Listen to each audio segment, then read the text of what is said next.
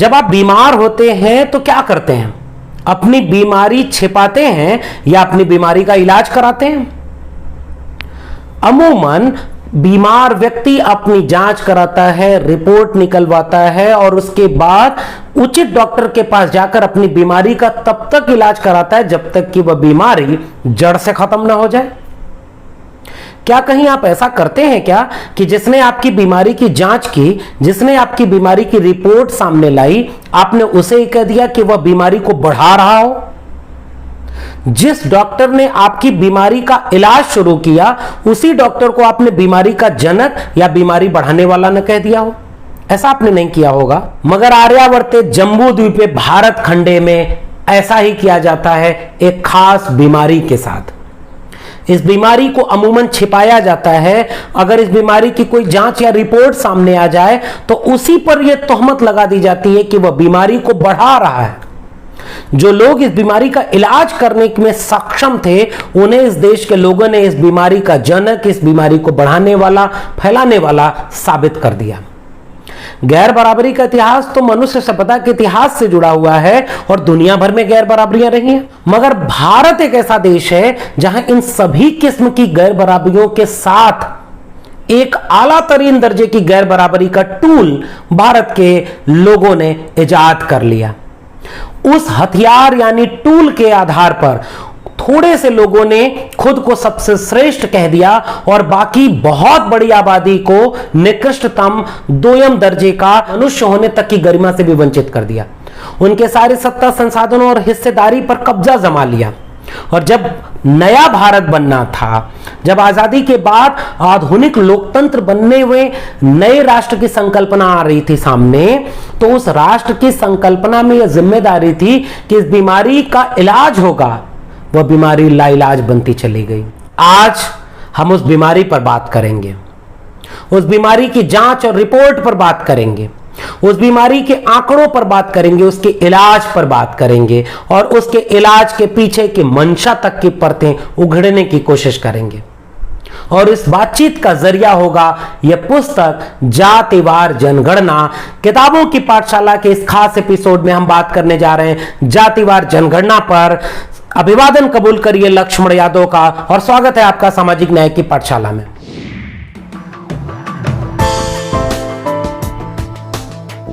सामाजिक न्याय की पाठशाला में किताबों की पाठशाला के तहत आज जिस किताब पर हम बात कर रहे हैं यानी जातिवार जनगणना, संसद, समाज और मीडिया, इस किताब को लिखा है प्रख्यात विचारक, चिंतक दिलीप मंडल ने। जो इस किताब के लिखने की मंशा उन्होंने भूमिका में स्पष्ट कर दी है, वही इस वीडियो की भूमिका भी है। इस किताब की प्रस्तावना समाजवादी नेताओं में एक बड़ा नाम शरद यादव जी के द्वारा लिखी गई है और प्रस्तावना की शुरुआत में ही शरद जी लिखते हैं कि जाति एक राजनीतिक हथियार है, वर्चस्व का हथियार है, और कैसे यह जाति का हथियार सामाजिक, सांस्कृतिक और आर्थिक गैर बराबरी व शोषण का हथियार बन चुका है।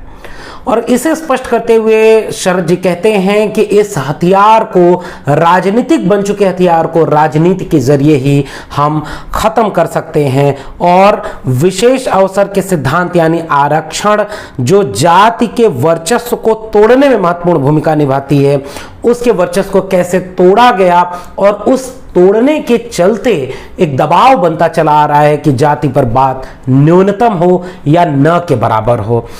आगे शरद जी इसमें यह भूमिका रेखांकित करते हुए कहते हैं कि जाति के उन्मूलन में सबसे बड़ी जिम्मेदारी समाज के किस तबके की थी?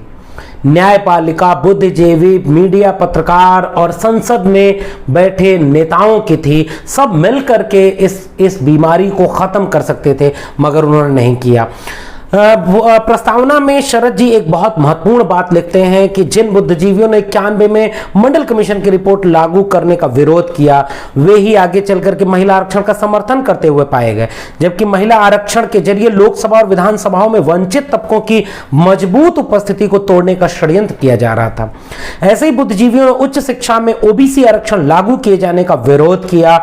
यही बुद्धिजीवी दलितों और आदिवासियों को लोकसभा और विधानसभाओं में मिल रहे आरक्षण को खत्म करने की मांग को लेकर हर 10 साल बाद सक्रिय हो जाते हैं। देश की हकीकत और बुद्धिजीवियों के विचारों में तारतम्य क्यों नहीं है, इस बात को हमें समझना होगा। और इस बात को आगे बढ़ाते हुए शरद जी अमेरिका के रंगभेद के आंदोलन को याद करते हुए कहते हैं कि कैसे वहां पर व्हाइट्स ने यानी गोरे लोगों ने उस आंदोलन को खड़ा किया, आगे बढ़ाया और घुटनों पर झुककर माफी मांगी कि हमने काले लोगों के साथ भेदभाव किया। मगर भारत में जिन लोगों ने जाति के नाम पर सबसे ज्यादा शोषण किया, अन्याय किया और सबसे ज्यादा लाभ उठाया, उन्होंने कभी जाति के खात्मे का कोई आंदोलन खड़ा नहीं किया। इसलिए इस किताब की प्रस्तावना बेहद शानदार ढंग से समाजवादी विचारकों की जमीन पर खड़े होकर के समाजवादी चिंतन के साथ साथ अपने सफर को आगे बढ़ाते हुए सामाजिक न्याय के इस मूल प्रश्न तक ले आती है कि क्यों जातिवार जनगणना बहुत जरूरी है। भूमिका में दिलीप मंडल जी ने जाति जनगणना पर चली आ रही बहसों को रेखांकित करने की अपनी बात रखी है। उन्होंने कहा है कि मीडिया घरानों से लेकर के बुद्धिजीवियों के भीतर और संसद के भीतर क्या क्या बहसें चल रही थी, कौन कौन से सवाल उठाए गए जो जातिवार जनगणना के पक्ष और विपक्ष में खड़े हो रहे थे, उन सवालों की पर्दादारी, कैसे मीडिया में एक पर्दादारी थी, कैसे संसद के भीतर कई तरह की बातें चल रही थीं और बुद्धिजीवियों के बीच भी दिखाने का चेहरा कुछ और भीतर कुछ और था। उन सारे सवालों को एकजुट करके यह पुस्तक आपके बीच में रखी गई है। और यह पुस्तक क्यों पढ़नी चाहिए, इस बात को रेखांकित करते हुए मैं आपके सामने यह अनुक्रम रख रहा हूं। प्रस्तावना और भूमिका के बाद इसके 6 अध्याय हैं इस पुस्तक में। पहला अध्याय है जाति जनगणना खामोश संसद चालू है। दूसरा अध्याय है 50% से ज्यादा आरक्षण के लिए जाति जनगणना। तीसरे अध्याय में जाति जनगणना के तर्क और कुतर्कों को सम्मिलित किया गया है। चौथे अध्याय में ओबीसी गणना या सभी जातियों की जनगणना वाली बात पर विस्तार से तथ्यों के साथ बात रखी गई है। 5वां अध्याय जाति जनगणना और मीडिया की जाति को बहुत बारीकी से रेखांकित कर रहा है।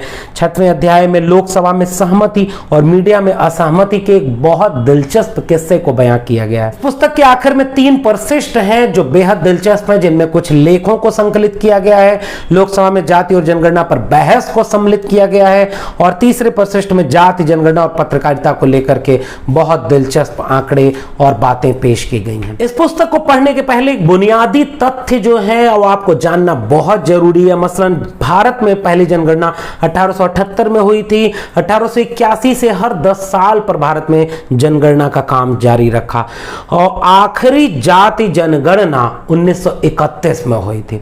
1931 के बाद भारत में कभी जाति की जनगणना ही नहीं हुई। 1941 का वक्त था जब द्वितीय विश्व युद्ध के चलते जनगणना नहीं हो पाई थी और उसके बाद भारत आजाद हो गया। आजाद भारत में जो कि नए राष्ट्र के बनने की संकल्पना थी, उसमें एक अवधारणा ये काम कर रही थी, ये हाइपोथेसिस काम कर रही थी कि हम जो नया भारत बना रहे हैं उसमें एक बराबरी का समाज बनाएंगे। जिन भी पहचानों के नाम पर शोषण हुआ है उन शोषणों को खत्म करेंगे, उन शोषण की वजहों को खत्म करेंगे और आधुनिक लोकतंत्र में हम उन सारी बीमारियों के बिना एक बराबरी का समाज बनाने की कोशिश करेंगे। तो इस पूरी संकल्पना के तहत 1951 से जो जाति जनगणना शुरू हुई, आजाद भारत की जनगणना हुई, उसमें जाति जनगणना को बंद कर दिया गया। और उसके पीछे संकल्पना यह थी कि हम आजाद लोकतंत्र में, जो आधुनिक लोकतंत्र है, उसमें हम बहुत जल्दी जाति की बीमारी से निजात पाएंगे। जैसे धर्म, जाति, भाषा, इन सब को लेकर के जो भेदभाव है उसको कम करने के क्रम में हम जाति को भी कम करेंगे।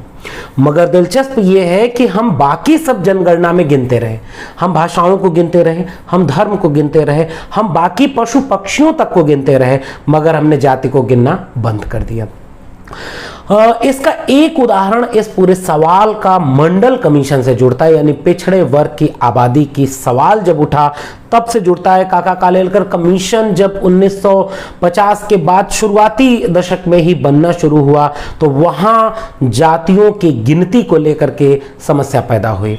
मगर उन समस्याओं को काका कालेलकर कमीशन की रिपोर्ट और अनुशंसा दोनों के भीतर जो अंतर्विरोध है उससे समझिए कि उन पर कोई बहस नहीं हुई।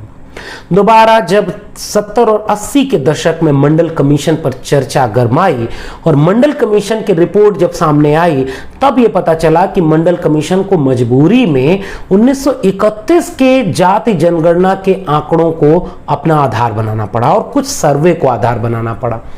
तब मंडल कमीशन की रिपोर्ट के साथ साथ यह अनुशंसा भी की गई थी कि आपको इस देश में जातियों की गिनती करनी चाहिए, ताकि पता चले कि एक देश में नीतियां किन आधारों पर बनाई जाती हैं। जब हम जातियों की गिनती कर लेंगे तब हमको पता चलेगा कि हमको किस जाति में कितनी गरीबी है, कितनी अशिक्षा है, कितनी बेकारी है, किन किन तरहों की वंचनाएं हैं। उसके लिए फिर सरकार नीतियां बना करके उस गैर बराबरी को दूर करने का काम करती। मगर भारत में यह काम नहीं हुआ। मंडल कमीशन की रिपोर्ट लागू हुई, उसके 40 में से 2 अनुशंसाएं लागू हुई, लेकिन फिर भी वह गिनती नहीं हुई आंकड़ों की। दिलचस्प ये रहा, चूंकि एससी और एसटी को पॉलिटिकल रिप्रेजेंटेशन भी मिला है सोशल रिप्रेजेंटेशन के साथ, तो वहां पर जनगणना में एससी और एसटी की गिनती होती रही। जब देवगौड़ा सरकार थी तो उसने कैबिनेट प्रस्ताव पारित कर दिया था कि हम 2001 की जनगणना में जाति जनगणना कराएंगे, और यह दिलचस्प वाकया था। उसके बाद गुजराल सरकार बनती है और जैसे ही 13 दिन के लिए अटल बिहारी वाजपेयी की सरकार बनती है, उसने अपनी पहली कैबिनेट के 3 फैसले लिए, जिनमें पहला फैसला था कि देवगौड़ा सरकार के पास किए गए कैबिनेट नोट को खारिज किया जाए। और इसके चलते यह हुआ कि जब लाल कृष्ण आडवाणी ने कहा कि हम इसकी जरूरत नहीं है, और 2001 में फिर जाति जनगणना नहीं हुई। अगला मौका आया 2011 का, जब जाति जनगणना का एक मौका सामने खड़ा था। इसलिए 2009 और 10 से ही देश के बहुत बड़े तबके में, बुद्धिजीवियों में, जनहित अभियान जैसे तमाम सामाजिक संगठनों में, और दिलीप मंडल जी लगातार उसके बाद भी यह सवाल इस किताब में भी रेखांकित करते रहे कि कैसे 2009 और 10 में संसद में बहस हुई। इस किताब के अध्याय आपको उन बहसों तक ले जाएंगे। 6 और 7 मई 2010 को जब संसद में, लोकसभा में अमूमन एक आम सहमति बन गई कि 2011 में इस देश में जाति जनगणना करानी चाहिए, और उस आम सहमति में भारतीय जनता पार्टी के 2 सांसद गोपीनाथ मुंडे और हुकुमदेव नारायण यादव भी शामिल रहे, और बाकी विपक्ष में बैठे हुए समाजवादी धड़े, सामाजिक न्याय का काम करने वाले तमाम राजनीतिक दल और तमाम विपक्षी दल इसमें शामिल रहे, और एक आम सहमति बन गई कि 2011 में जाति जनगणना कराई जाएगी। मगर उसी समय पी चिदंबरम, जो कांग्रेस के उस जमाने में गृह मंत्री हुआ करते थे, देश के गृह मंत्री हुआ करते थे, कांग्रेसी नेता पी चिदंबरम ने एक पेच चढ़ाई और उन्होंने कहा कि हम यह जाति जनगणना नहीं करा पाएंगे। और उन्होंने जनगणना के जो एक्ट 1948 में बने थे, उसके अधीन जो जाति जनगणना कराए जाने का प्रस्ताव लोकसभा में पारित हुआ था, उसको नहीं माना, और उन्होंने अलग से जनगणना एक्ट के अलग से सामाजिक और आर्थिक सर्वे कराने की बात कबूल कर ली।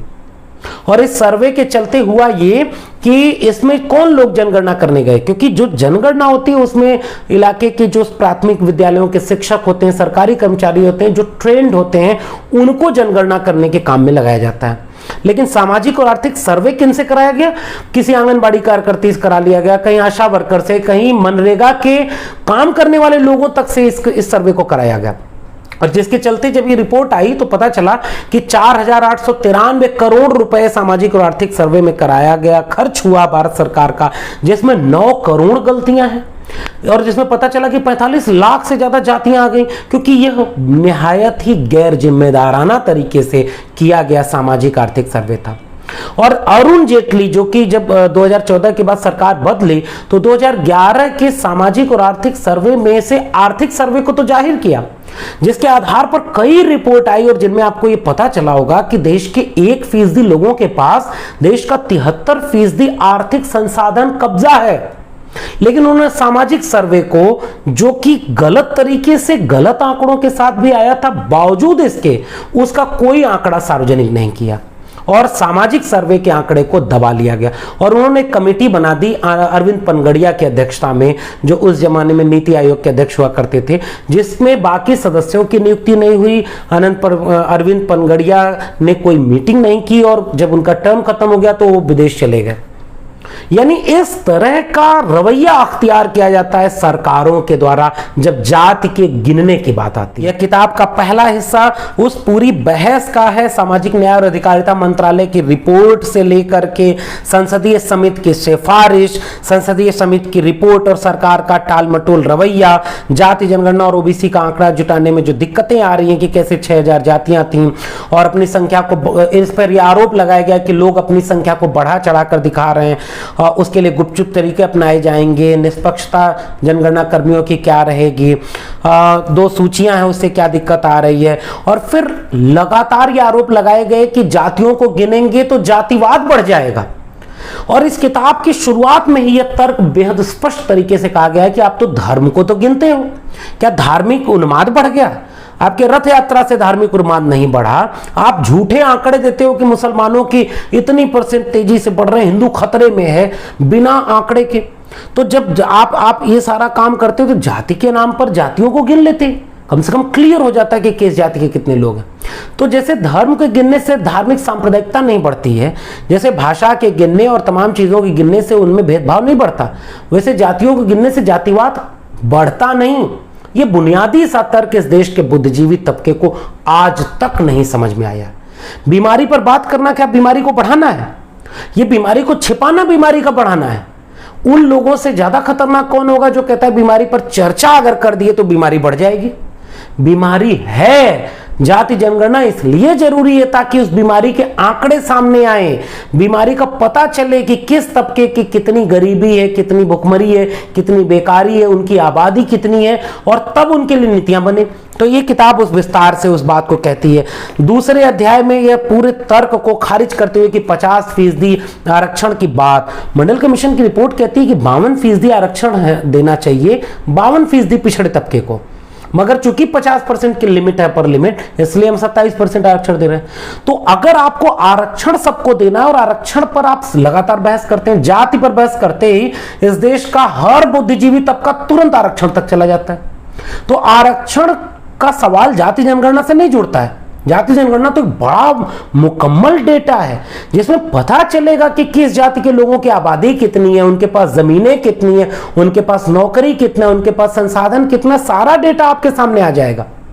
तो किसको डर लग रहा है जाति जनगणना से? इन सवालों को यह किताब उठाती है और देखिए कि किस तरह से वो सवाल उठाती है। जो तमाम लेख, तमाम विमर्श जो हुए, आरोप लगाए गए, उनका जवाब दिया जा रहा है। सवाल पढ़ रहा हूं और जवाबों के लिए आपको ये पुस्तक पढ़ने को रिकमेंड करूंगा। आरोप लगाए जा रहे थे कि जातिगत जनगणना के बाद जो आंकड़े आएंगे उसका असर यह होगा कि पिछड़ी जातियों के लोग निजी क्षेत्र में भी आरक्षण मांगने लगेंगे। ये अमूल्य गांगुली का इंडियन एक्सप्रेस का लेख है और इस बात का जवाब है कि बताइए मंडल कमीशन की रिपोर्ट तक इन लोगों ने नहीं पढ़ी। जाति आधारित जनगणना से क्या हासिल होगा उसका जवाब इसमें विस्तार से दिया गया है। अगला आरोप लगा था कि लोगों को जाति आधारित जनगणना का बहिष्कार करते हुए जाति के स्थान पर हिंदुस्तानी लिखना चाहिए। मेरी जाति हिंदुस्तानी आंदोलन की खबर। तब उन्होंने कहा कि आप रोज बरोज दंगा करते हैं, तमाम चीजें करते हैं, तो आप ये चाहते हैं कि जाति खत्म कर दी जाए। तो जाति नहीं खत्म करना चाहते, जाति दिखना बंद हो जाए, तो शोषण तो अंदर अंदर बना रहेगा। ये किताब बारीकी से उस बात को रेखांकित करती है। वेद प्रताप वैदिक के लेख का जो सवाल है उसको रेखांकित कर रही है कि जाति जनगणना से जाति मजबूत होगी, टूटेगी नहीं, और इसका विस्तार में जवाब दिया गया कि कैसे जाति जनगणना से जाति टूटेगी। अल्पसंख्यक समुदायों में जाति की गणना क्यों की जानी चाहिए, यह सवाल पूछा गया। तब यह बताया गया कि कैसे अशराफ, अजराफ और अर्जाल नामक जो विभाजन है अल्पसंख्यकों खासकर मुसलमानों में भी जातियां हैं, उसकी भी गिनती होगी ताकि उनके यहाँ भी जो पसमानदा तबके के लोग हैं उनको उचित न्याय और अवसर मिल सके। आगे ये कहा जा रहा है कि जाति जनगणना में अंग्रेजों ने कैसे इस जाति जनगणना के टूल को इस्तेमाल किया। अंग्रेजों का बोया हुआ बीज है जो बांटने की बात है। तो वेद प्रताप वैदिक के लेख का जो यह आरोप था उसका जवाब पेज नंबर 57 पर दिया गया है। अभय कुमार दुबे का एक आरोप था कि अगर जनगणना में हर नागरिक की जाति का जिक्र किया जाता तो उसके क्या परिणाम निकलते। इस किताब को मैं इसलिए भी पढ़ने के लिए रिकमेंड कर रहा हूं आपको ताकि आप पहचान सकें कि संसद में बोलने वाले नेताओं के नाम, मीडिया घराने में जो स्वतंत्र पत्रकार हैं जो अखबारों में लेख लिख रहे थे उन सब के सरनेम यानी जातियां, और मीडिया में जो बहसें चल रही थी उनको इस किताब में विस्तार से रेखांकित किया गया। आपको चरित्र समझ में आएगा कि इस देश का upper caste, upper class, male dominancy का जो अंग्रेजी ना कुलीन तबका है वो कैसे जाति विरोधी काम करता है। किताब विस्तार से एक सवाल को रेखांकित करती है कि इस देश को चलाने के लिए जो नीतियां बनती हैं उनके लिए आंकड़ों की जरूरत होती है। अगर आपको पता ही नहीं है कि पिछड़े वर्ग के लोगों की संख्या कितनी है, मसलन आप दलित और आदिवासी तबके की संख्या तो गिनते हैं लेकिन पिछड़े वर्ग की संख्या नहीं गिनते, तो कुछ लोग ये कहते हैं कि जाति जनगणना का सवाल केवल पिछड़े तबके की जनगणना से है। ऐसा नहीं है, पिछड़े तबके की जनगणना तो जरूरी है क्योंकि मंडल कमीशन की रिपोर्ट कह रही है कि पिछड़े तबके की सूचना जो हमारे पास आंकड़े हैं वो 1931 के आंकड़े हैं, तो यह तो सबसे जरूरी है पिछड़े तबके के लिए। लेकिन यह पुस्तक ये रेखांकित करती है कि जाति जनगणना का मसला केवल पिछड़े तबके के लिए नहीं है, वो हर एक तबके के लिए। और यह पुस्तक अगर इस तर्क को आगे बढ़ाएं और आज अगर इस पुस्तक पर बात करें तो हम ये सवाल यहां तक ले जा सकते हैं कि क्या आपने इस देश को बताया कि इस देश में सवर्णों की आबादी कितनी है और उन आबादी को 10% ईडब्ल्यूएस आरक्षण दे दिया गया, यानी सवर्ण गरीबों को आरक्षण दे दिया गया। इसलिए जाति जनगणना जरूरी है ताकि केवल दलित, पिछड़े और आदिवासियों की संख्या ही न पता चले, इस देश में कितने फीसदी सवर्ण हैं इसकी भी संख्या पता चले, कितने परसेंट ब्राह्मण है और इन सारी जातियों की नुमाइंदगी कितने फीसदी किन किन जगहों पर है। इसलिए यह पुस्तक उन सारे तर्कों को आपके सामने रख रही है और यह सवाल उठा रही है कि अगर अब हम 2021 में इस जाति जनगणना को नहीं करा पाए तो यह सवाल कितना मौजूद हो जाएगा कि इस देश में 100 साल पहले यानी 2031 में जो विकास की, आर्थिक न्याय की, सामाजिक न्याय की या एक पूरे देश को चलाने की जो नीतियां बन रही हैं वो 100 साल पुराने आंकड़ों पर बनेंगी। 1931 के आंकड़ों के आधार पर इस देश में 2031 में नीतियां बनाई जाएंगी। यह सबसे बड़ा राष्ट्रद्रोही पक्ष है। इसलिए 2021 में हर एक तबके को यह समझना चाहिए कि जाति जनगणना क्यों जरूरी है और उसके लिए किताब आपको जरूर पढ़नी चाहिए ताकि आप यह समझा सकें कि आप जो बार बार यह आरक्षण पर हमला करते हो ना कि ये आरक्षण का लाभ इन जातियों ने सबसे ज्यादा ले लिया, ओबीसी में यादव, कुर्मी, कोयरी ने ले लिया, एससी में जाटवों ने ले लिया, एसटी में मीणाओं ने ले लिया, तो चलो भाई सबकी गिनती करके बताओ कि देश में किस नौकरी में कितने यादव, कितने कुर्मी, कितने कोयरी, कितने जाटव, कितने मीणा हैं और तब आप आंकड़ों को तब्दील करो। आप बिना आंकड़े के रोहिणी कमीशन बना करके ओबीसी को तोड़ने की साजिश कर रहे हैं। आंकड़े ले आइए, ओबीसी को ब्रेक करिए। हम ये कह रहे हैं अति पिछड़े तबके को ज्यादा जरूरत है इस समय पक्षधरता की, विकास की नीतियों की, बराबरी की, प्रतिनिधित्व की, मगर बिना आंकड़े के झूठ पे झूठ चलाने के लिए यह जो सरकार चल रही है, जो नीतियां हैं, जो राष्ट्रीय स्वयंसेवक संघ की नीतियां हैं, उसकी पोल खोलने के लिए जरूरी है कि एक राष्ट्र कैसे बने, उसके लिए जरूरी है एक राष्ट्र अपनी नीतियां किन आंकड़ों के आधार पर बनाए, उसकी रिपोर्ट सामने आनी जरूरी है। इसलिए जाति जनगणना का सवाल बेहद जरूरी है। आपको यह पुस्तक जरूर पढ़नी चाहिए और अब तो इसमें कई चीजें जुड़ गई हैं। जो लेटेस्ट अपडेट यह है कि बिहार विधानसभा ने, उड़ीसा विधानसभा ने और महाराष्ट्र की विधानसभाओं ने और उसके बाद कई जगह के राजनीतिक दलों ने सरकार को यह लिखा है और इस समय लगातार दबाव बना रहे हैं कि 2021 में पैंडेमिक के बाद जो आप शायद कुछ डिले कर रहे हैं, आप जब जनगणना कराने जाएं तो जातियों की भी जनगणना कराएं, इसका दबाव बन रहा है। आपसे भी मेरी अपील है कि इस बात को समझें और इस पुस्तक को पढ़ें और तब यह सवाल सोचें कि इस देश में जाति जनगणना कितनी जरूरी है। जाति जनगणना आरक्षण के सभी सवालों का जवाब होगी। जाति जनगणना जाति के खात्मे की दिशा में आगे बढ़ेगी। जाति जनगणना एक देश में बनती हुई पॉलिसी मेकिंग को क्वेश्चन करेगी और equal distribution of resources, equality और फ्रेटर्निटी की बात करो सामने चरितार्थ करेगी। जाति जनगणना आर्थिक न्याय को सुनिश्चित करेगी। जाति जनगणना लैंगिक न्याय को सुनिश्चित करेगी। जाति जनगणना इस देश को मुकम्मल बनाएगी। इसलिए सवाल उठाइए जाति जनगणना का और इस किताब को पढ़िए और घर घर पढ़ाइए। आपको यह बातचीत कैसी लगी नीचे कमेंट बॉक्स में जरूर बताइएगा। अगर आप यह वीडियो YouTube पर देख रहे हैं तो अगर आपको यह बातचीत पसंद आई है तो चैनल को सब्सक्राइब करिए, वीडियो को घर घर पहुंचाइए और अगर आप इसे Facebook पर देख रहे हैं तो पेज को लाइक और शेयर जरूर करिएगा। फिर मिलते हैं किसी जरूरी किताब के साथ सामाजिक न्याय की पाठशाला में। तब तक के लिए बहुत बहुत धन्यवाद।